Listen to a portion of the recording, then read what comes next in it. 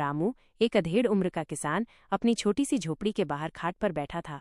सुबह की सूरज की किरणें उसके चेहरे को छू रही थीं, लेकिन उसकी आंखों में चमक नहीं थी, चिंता थी। उसकी झुर्रियों भरी त्वचा, तपती धूप और अनगिनत मुश्किलों की गवाह थी। रामू के पास 2 बीघा जमीन थी, जो उसके पुरखों से उसे मिली थी। यही जमीन उसकी जिंदगी का सहारा थी, उसके परिवार का पेट पालने का जरिया।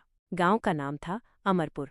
नाम तो अमरपुर, लेकिन यहाँ जिंदगी मुश्किलों से भरी थी। पिछले 3 सालों से यहाँ बारिश नहीं हुई थी। सूखा हर साल गहराता जा रहा था। खेत सूखे, धरती फटी और किसानों के चेहरे मुरझाए हुए थे।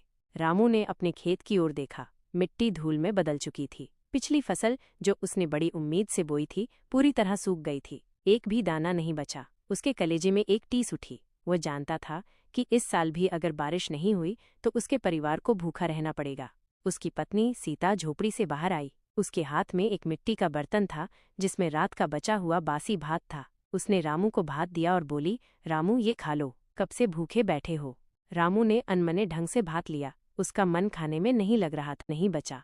सीता की आंखों में आंसू आ गए। उसने अपने आंचल से अपनी आंखें पोंछीं और बोली, भगवान पर भरोसा रखो रामू, वो हमारी मदद जरूर करेंगे। रामू ने एक गहरी सांस ली। उसे भगवान पर भरोसा था, लेकिन उसे ये भी पता था कि सिर्फ भरोसे से पेट नहीं भरता, उसे कुछ करना होगा। उसने सीता से कहा, सीता, मैं आज गांव के सरपंच जी के पास जाऊंगा, उनसे कुछ मदद मांगूंगा, शायद वो हमारी कुछ मदद कर सके। सीता ने हामी भरी। रामू खाट से उठा और सरपंच के घर की ओर चल दिया। सरपंच का नाम था ठाकुर सिंह। वो गांव का सबसे अमीर आदमी था। उसके पास बहुत जमीन थी और गांव में उसका दबदबा था। रामू उससे डरता था, लेकिन उसके पास कोई और चारा नहीं था। रामू सरपंच के घर पहुंचा। सरपंच अपने बरामदे में बैठा था और हुक्का पी रहा था। उसके आसपास कुछ लोग खड़े थे जो उसकी चापलूसी कर रहे थे। रामू ने डरते हुए सरपंच को प्रणाम किया। सरपंच ने उसकी ओर देखा और पूछा, क्या है रे रामू, क्या काम है। रामू ने अपनी समस्या बताई। उसने कहा कि उसकी फसल सूख गई है और उसके परिवार को भूखे रहने की नौबत आ गई है। उसने सरपंच से कुछ मदद मांगी। सरपंच ने उसकी बात सुनी और फिर हंसने लगा। उसने कहा, अरे रामू, इसमें मैं क्या कर सकता हूँ। बारिश तो भगवान के हाथ में है। अगर भगवान ने चाहा तो बारिश होगी, नहीं तो नहीं होगी। तुम तो बस हाथ पर हाथ धरकर बैठो और भगवान का नाम लो। रामू को सरपंच की बात सुनकर बहुत दुख हुआ। उसे उम्मीद थी कि सरपंच उसकी मदद करेगा, लेकिन सरपंच ने उसे निराश कर दिया। उसने सरपंच से फिर से विनती की, सरपंच जी, मेरे बच्चे भूखे मर जाएंगे, कुछ तो रहम करो।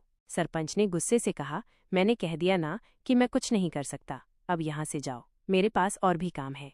रामू निराश होकर सरपंच के घर से लौट आया। उसे लग रहा था कि जैसे किसी ने उसके ऊपर पहाड़ तोड़ दिया हो। रामू के पास अब कोई रास्ता नहीं बचा था। उसने गांव के साहूकार लाला बिहारी लाल से कर्जा लेने का फैसला किया। लाला बिहारी लाल गांव का सबसे क्रूर और लालची आदमी था। वह गरीब किसानों को कर्जा देता था और उनसे भारी ब्याज वसूलता था। रामू लाला बिहारी लाल के पास गया। लाला बिहारी लाल अपनी दुकान में बैठा था और अपने मुनीम से हिसाब किताब करवा रहा था। रामू ने लाला बिहारी लाल को प्रणाम किया। लाला बिहारी लाल ने उसकी ओर देखा और पूछा, क्या है रे रामू, क्या काम है। रामू ने अपनी समस्या बताई। उसने कहा कि उसे कर्जे की जरूरत है। लाला बिहारी लाल ने कहा, ठीक है, मैं तुम्हें कर्जा दे सकता हूँ, लेकिन तुम्हें भारी ब्याज देना होगा। रामू को पता था कि लाला बिहारी लाल भारी ब्याज लेगा, लेकिन उसके पास कोई और चारा नहीं था। उसने लाला बिहारी लाल की बात मान ली। लाला बिहारी लाल को कर्जा चुकाना होगा।